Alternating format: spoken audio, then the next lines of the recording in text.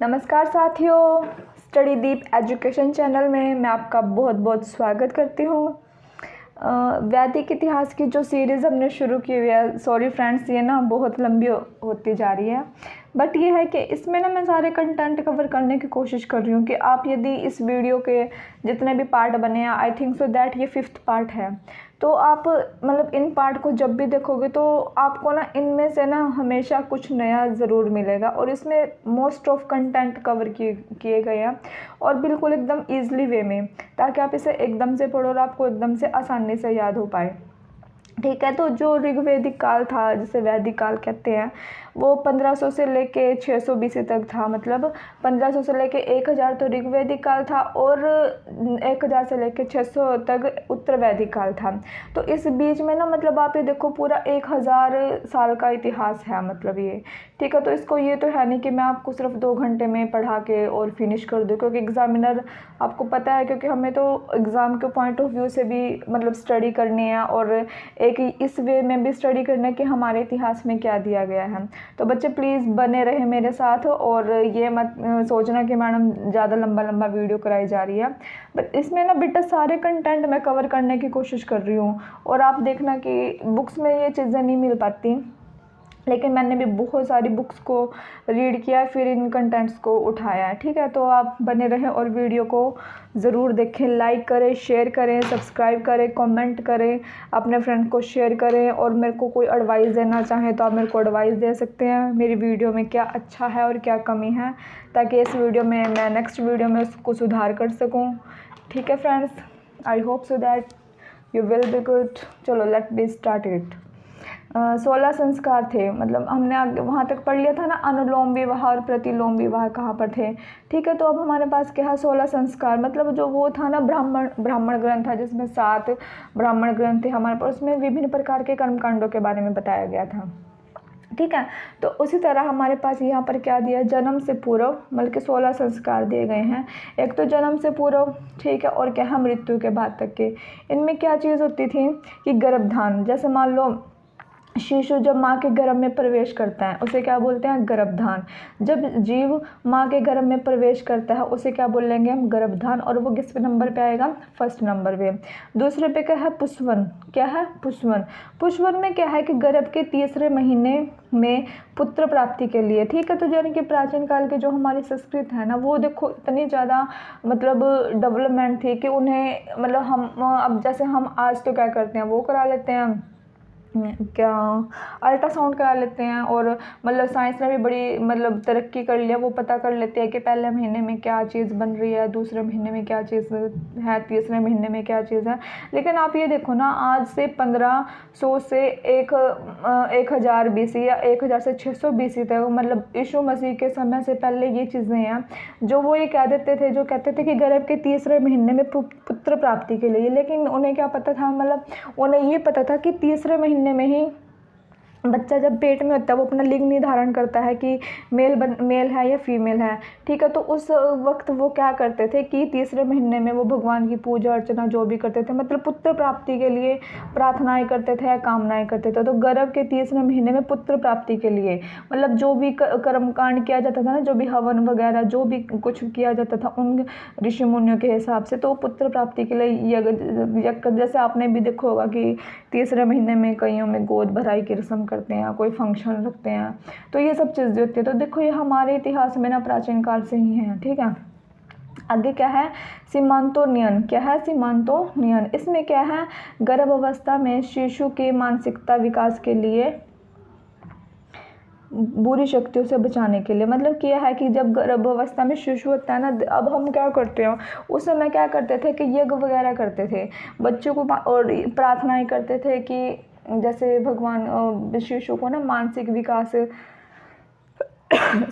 मानसिक विकास किया जाए और उसकी बुरी शक्तियों से रक्षा की जाए। ठीक है, प्राचीन काल में क्या ये होता था, लेकिन अब आधुनिक काल में हम क्या करते हैं कि जैसे हम एडवाइस देते हैं कि जैसे हमारे पेरेंट्स होते हैं, हमारे वो कहते हैं भगवान की तरफ ध्यान लगाया कर, अच्छी किताबें पढ़ा कर, अच्छे विचार मन में लाया कर, और टाइम से खाना खाया करो, टाइम से अपने मेडिसिन लिया करो, ताकि क्या है क्योंकि भगवान एक आध्यात्मिक ज्ञान ऐसा होता है जो हमें बुरी शक्तियों से बचाता है, बुरे विचार मन में आने से रोकता है। क्योंकि मतलब ड्यूरेशन ऑफ मतलब प्रेगनेंसी, उसके दौरान क्या होता है कि जैसी माँ जो एक्टिविटी करती है, माँ जो जैसा सोचती है, जैसा उसका आचरण होगा, तो बच्चे पर भी ठीक उसी तरह का प्रभाव होता है। ठीक है, तो आगे क्या है, जातकर्म। जातकर्म क्या है, बालक के जन्म के समय आशीर्वाद के रूप में पिता द्वारा बच्चे को शहद चटाया जाता था। मतलब उस टाइम क्या होता था कि जातकर्म बोलते थे। उस जातकर्म में क्या होता था, बालक के जन्म के समय, ठीक है, आशीर्वाद के रूप में बच्चों को शहद चटाया जाता था। ये प्राचीन काल में होता था, ठीक है। लेकिन अब तो ऐसा कुछ नहीं होता, क्योंकि जो डॉक्टर्स होते हैं वो कहते हैं कि बच्चे के लिए माँ का दूध ही सबसे ज़्यादा बेस्ट होता है, ठीक है। लेकिन प्राचीन काल में तो था कि बच्चे को ना माँ के दूध से पहले ही क्या पिता के द्वारा ये रस्म अदा की जाती थी, पिता के द्वारा, कि बच्चे को जब बच्चा पैदा होता था बच्चे को क्या चटाया जाता था, शहद चटाया जाता था। उसके बाद क्या होता था कि नामकरण, जन्म के 10वें या 12वें दिन, मतलब ये होता है ना कईयों में कि जन्म के 10वें या 12वें दिन बच्चों का क्या किया जाता है, नामकरण किया जाता है। फिर उसके बाद क्या है, निष्क्रमण। निष्क्रमण क्या होता है कि जब पहली बार बालक घर से बाहर निकलता है। जब क्या है कि जब बालक पहली बार घर से जब पहली बार बालक को घर से बाहर 12वें दिन से लेकर 4 महीने तक का बच्चा होता है, तो पिता के द्वारा ही या मामा के द्वारा ही बाहर निकाला जाता है। क्या होता है कि निष्क्रमण क्रिया क्या होती है कि जब ना बालक 12 दिन, जब उसका नामकरण हो जाता है, नामकरण से लेकर 4 महीने के बीच तक तो बच्चा क्या रहता है, घर पे ही रहता है। लेकिन जब उसे क्या होता है कि 4 महीने के बाद घर से बाहर निकलना होता था ना बच्चे को, तो उसके या तो पिताजी उसे घर से बाहर निकालते थे, उसकी रस्म अदा करते थे, या कौन करते थे, मामा जी करते थे। लेकिन आजकल तो ऐसा नहीं होता है, ठीक है। आगे देखो, आगे क्या है, अन्नप्राशन। अन्नप्राशन में क्या होता है कि जब पहली बार बच्चे को अन्न खिलाया जाता है, ठीक है ना। जैसे अब हम कहते हैं ना कि 6 महीने बाद बच्चे को अन्न ग्रहण कराया जाता है, मतलब 6 महीने के बाद जैसे उसे दाल का पानी, चावल का पानी, या मतलब थोड़ी थोड़ी चीज़ें उसको खिलाने को दी जाती है 6 महीने के बाद। और आपको पता है आंगनबाड़ी में भी 6 महीने का बच्चा हो जाता है तो उसको कुछ ना कुछ देने के मतलब की शुरुआत की गई है, ठीक है। तो इसमें क्या था, अन्नप्राशन। जब पहली बार बच्चे को अन्न खिलाया जाता था तो कब खिलाया जाता था, 6 महीने के बाद। जो अन्नप्राशन होता था ना, उसमें भी वो कुछ हवन या पूजा अर्चना कुछ भी करते थे, ठीक है ना। और चूड़ाकर्म। चूड़ाकर्म क्या होता है कि पहली बार बच्चे के बाल बनाए जाते थे, मुंडन कहा जाता है, पहले या तीसरे वर्ष में इसका शुभ माना जाता है। चूड़ाकर्म मतलब ये होता है ना कि बच्चे का सबसे मतलब पहली बार बच्चे के या तो बाल बनाए जाते थे या फिर उसका मुंडन कराया जाता था। ये कहाँ से होता था, पहले से लेके 3 वर्ष तक के समय में होता था। और ये चीज़ कुछ धर्मों मतलब कुछ जातियों में ये चीज़ आज भी प्रचलित है। तो ये मतलब ये चीज़ मैंने भी देखी हुई है। इनफैक्ट मैं भी गई थी एक बार तो उस मुंडन में, मतलब अपने फ्रेंड्स के भतीजे का था। तो ये चीज़ आज भी है, ठीक है। आगे क्या है, कर्णभेदन। कर्णभेदन में क्या है, बालक के कान में छेद किया जाता है, ठीक है। बालक के कान में छेद किया जाता है 1, 3, 5 वर्ष में, 1, 3 और 5 वर्ष में। मतलब बालक के कान में क्या छेद किया जाता है जब बालक 1 वर्ष का होता है, या 3 वर्ष का, या 5 वर्ष का।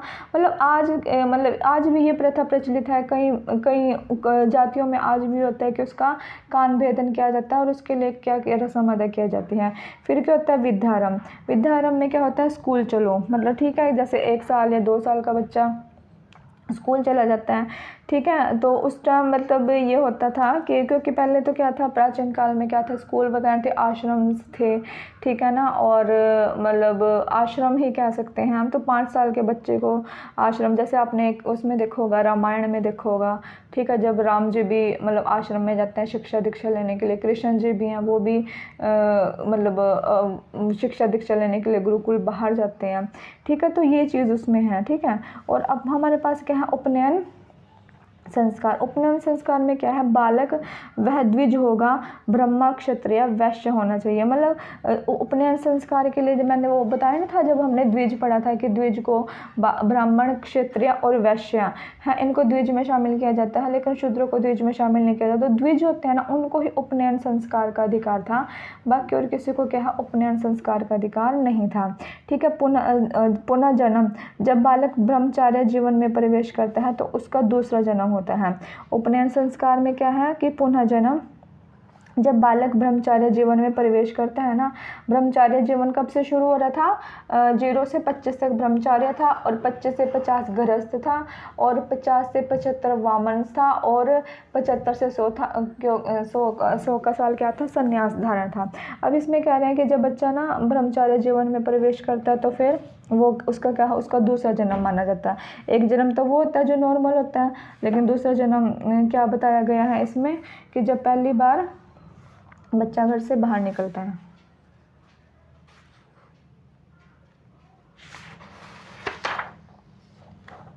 ठीक है। और देखो ब्रह्मचार्य में ना 3 धागे धारण करता है। जब वो ब्रह्मचार्य व्रत का क्या करता है, पालन करता था, तब वो क्या करता था, 3 तरह के धागे धारण करता था, जिसको क्या कहा जाता था, जनेऊ कहा जाता था। इसमें सत, रज और नम है। सत को ब्रह्मा कहा गया है, रज को क्या कहा, विष्णु कहा गया है, और नम को क्या कहा गया है, महेश, यानी कि ब्रह्मा विष्णु महेश। सत को ब्रह्मा, रज को विष्णु, नम को महेश के नाम से जाना जाता है।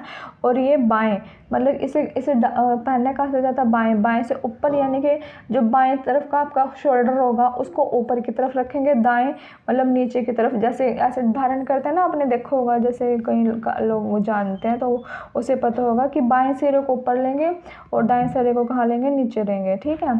आगे क्या है, वेद आरंभ, बल्कि 12 में वे फिर वेदों का पाठ करते थे, वेदों को पाठ करते थे, उनको कंठस्थ करते थे, उनको याद करते थे।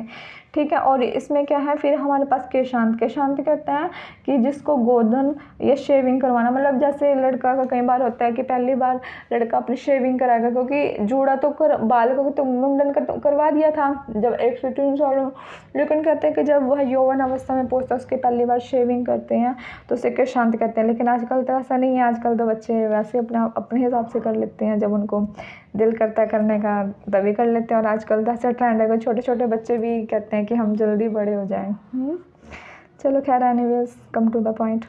ठीक है। और आगे क्या है, समावर्तन में क्या है कि गुरुकुल में शिक्षा समाप्त कर लेने के पश्चात विद्यार्थी घर लौटता है, तब उसको स्नान किया जाता है। मतलब कि गुरुकुल से ना जब शिक्षा लेके समाप्त होने के पश्चात विद्यार्थी घर लौटता है, तब उसको क्या किया जाता है, स्नान किया जाता है, और उसके बाद विद्यार्थी स्नातक हो जाता है। ठीक है। यानी कि वो क्या होता है, एक प्रवक्त, एक समझदार, एक मैच्योर पर्सन उसे नामदेव में, और फिर उसका क्या करता है, विवाह कर देते हैं, गृहस्थ जीवन शुरू हो जाता है, विवाह कर देते हैं उसका।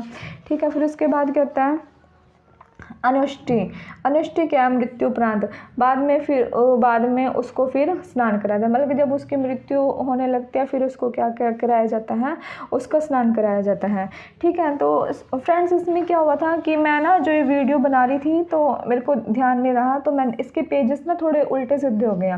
ठीक है। तो वैसे तो आपको ये नोट्स PDF के थ्रू मिल जाएगा, बट लेकिन जब आप यहाँ पर यहाँ कंटेंट्स पे पहुँचोगे ना, तो आपको क्या करना है, मैंने यहाँ पर स्टॉप लिखा हुआ है, आपको यहाँ पर स्टॉप लिखा हुआ है, आपने ना यहाँ स्टॉप रुक के ना किसी और जो पेजेस हैं, ठीक है, वो उठाना और उसको समझना, क्योंकि मैंने एक सीक्वेंस के अकॉर्डिंग किया हुआ था, तो ये थोड़ा गलत हो गया। इस पेजेस को ना हम बाद में पढ़ेंगे। इसके बाद यहाँ से स्टॉप करने के बाद ना हमारे पास ये चीज़ है, ये वाला है, ऐसे लिखा हुआ है मैंने, इसको ध्यान से कर लेना।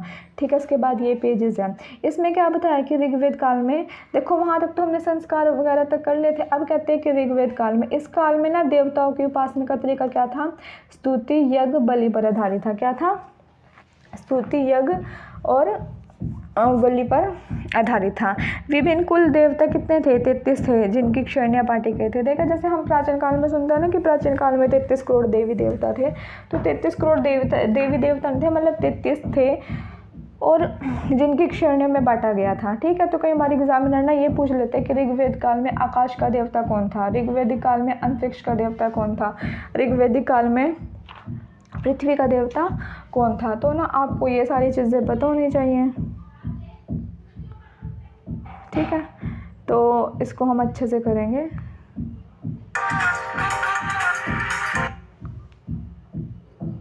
हेलो।